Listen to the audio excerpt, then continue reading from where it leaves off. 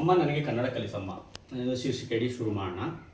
ಈಗ ಮೊದಲನೇ ಅಧ್ಯಾಯ ನಿಮಗೆ ಅಕ್ಷರಾಭ್ಯಾಸ ಮಾಡೋದು ಹೇಗೆ ಅನ್ನೋದು ನಾನು ಮೊದಲನೇ ಅಧ್ಯಾಯದಲ್ಲಿ ಹೇಳ್ಕೊಡ್ತೀನಿ. ಅಕ್ಷರಾಭ್ಯಾಸ ಮಾಡೋದು ಆ ಅಮ್ಮ ಅಂತ ಬರೆದಿದ್ದೀನಿ. ಆ ಅಮ್ಮ ಅನ್ನೋಂಥ ಬರೆಯೋದು ಏನಕ್ಕೆ ಅಂತ ಹೇಳಿದ್ರೆ, ಆ ಅಮ್ಮ ಅನ್ನೋದು ಮಗುವಿಗೆ 1ನೇ ವರ್ಷದಿಂದನೇ ಆ ಅಮ್ಮ ಅನ್ನೋದನ್ನ ಅಭ್ಯಾಸ ಮಾಡಿರುತ್ತೆ.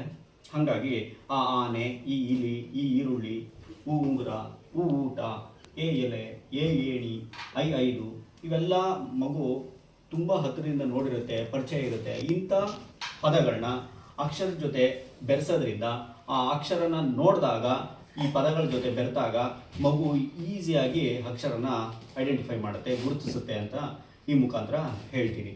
ಆದರೆ ಕೆಲವು ಮಕ್ಕಳು ಬೇಗ ಕಲಿತವೆ, ಕೆಲವು ಮಕ್ಕಳು ತುಂಬ ನಿಧಾನವಾಗಿ ಕಲಿತವೆ. ಆ ನಿಧಾನವಾಗಿ ಕಲಿಯೋ ಮಕ್ಕಳನ್ನ ಇಲ್ಲಿ ಮುಖ್ಯವಾಗಿ ತಗೋಬೇಕಾಗಿರುತ್ತೆ. ಯಾಕೆ ಅಂತ ಹೇಳಿದ್ರೆ ಅವು ತುಂಬ ವೇಗವಾಗಿ ಕಲಿಯೋದಿಲ್ಲ. ಅಂಥ ಮಕ್ಕಳನ್ನ ಏನು ಮಾಡಬೇಕು ಅಂತ ಹೇಳಿದ್ರೆ, ಇದನ್ನು ಪ್ರತಿದಿನ ಬರೆಸ್ಬೇಕು. ಆ ಮಕ್ಕಳಿಗೆ ಪ್ರತಿದಿನ ಬರೆಸ್ಬೇಕು. ಬರೆಸಿ ಇದನ್ನು ಮನದಟ್ಟು ಮಾಡಿಸ್ತಾ ಹೋಗಬೇಕು.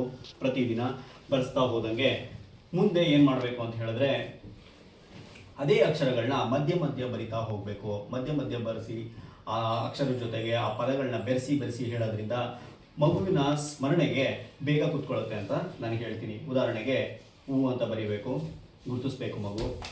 ಎ ಅಂತ ಬರೀಬೇಕು, ಆ ಅಂತ ಬರೀಬೇಕು. ಹೀಗೆ ಮಗು ಆ ಅಕ್ಷರದ ಜೊತೆಗೆ ಆ ಪದಗಳನ್ನ ಗುರುತಿಸಿ ಹೇಳೋದ್ರಿಂದ ಈಸಿಯಾಗಿ ಸುಲಭ ವಿಧಾನದಲ್ಲಿ ಮಗು ಗುರುತಿಸುತ್ತೆ. ಇದು 10 ದಿನ ಆಗ್ಬೋದು, 15 ದಿನ ಆಗ್ಬೋದು. ಪ್ರತಿ 4 ಅಕ್ಷರಗಳನ್ನ ತಗೊಂಡು ಮಗುವಿನ ಸ್ಮರಣೆಗೆ ಕೂಡಂತನೂ ಬಿಡಬಾರ್ದು. ಈ ರೀತಿ ಮಕ್ಕಳನ್ನ ವಿಂಗಡಿಸ್ಕೊಂಡು ಹೇಳ್ತಾ ಹೋದರೆ ಈ ಅಕ್ಷರಾಭ್ಯಾಸನ ಮುಗಿಸ್ಬೋದು ಅಂತ ಈ ಮೊದಲನೇ ವಿಡಿಯೋನಲ್ಲಿ ನಾನು ಹೇಳ್ತಾ ಹೋಗ್ತೀನಿ. ನಿಮಗೆ ಈ ವಿಡಿಯೋ ಇಷ್ಟ ಆದರೆ ಲೈಕ್ ಮಾಡಿ, ಶೇರ್ ಮಾಡಿ, ಕಮೆಂಟ್ ಮಾಡಿ, ಬೆಲ್ ಐಕಾನ್ನ ಕ್ಲಿಕ್ ಮಾಡಿ. ಹಾಗೂ ಮುಂದಿನ ಹೆಚ್ಚಿನ ವೀಡಿಯೋಸ್ಗಳನ್ನ ನೋಡಬೇಕು ಅಂತ ಹೇಳಿದ್ರೆ ನನ್ನ ಚಾನಲ್ಗೆ ಸಬ್ಸ್ಕ್ರೈಬ್ ಆಗಿ ಅಂತ ಈ ಮೂಲಕ ಹೇಳ್ತಾ ಇದ್ದೀನಿ. ಧನ್ಯವಾದಗಳು.